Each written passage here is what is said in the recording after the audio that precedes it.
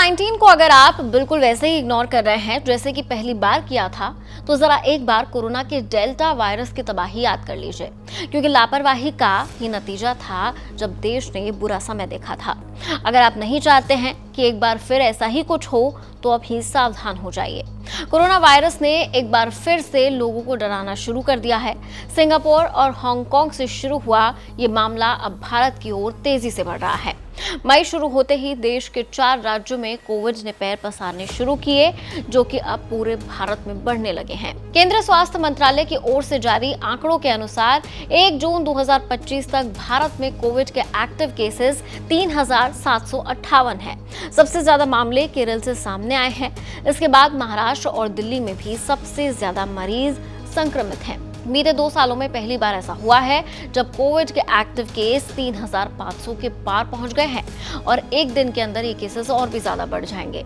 आइए जानते हैं कि पहली और दूसरी लहर में आंकड़े कितने थे और कितने दिन में आंकड़ा पहुंचा था। कोरोना का पहला मामला भारत में 30 जनवरी 2020 को केरल से सामने आया था। पहले 100 केस आने में तो करीब 46 दिन का वक्त लगा था। इसके बाद 1000 केस तक पहुंचने में करीब 15 दिन का समय और लगा। शुरुआत में वायरस धीरे धीरे फैल रहा था, क्योंकि तब ये केस विदेश से आए यात्रियों और उन्हीं के संपर्कों तक सीमित था।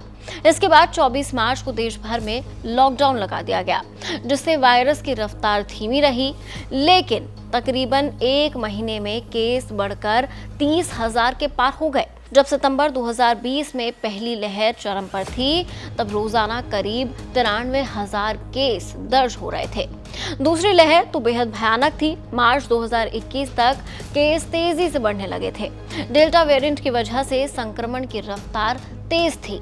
100 से 1000 दैनिक केस का आंकड़ा तो सिर्फ 10 से 12 दिनों में ही पार हो गया था। अप्रैल मई 2021 के बीच रोज करीब 4 लाख केस दर्ज किए गए थे।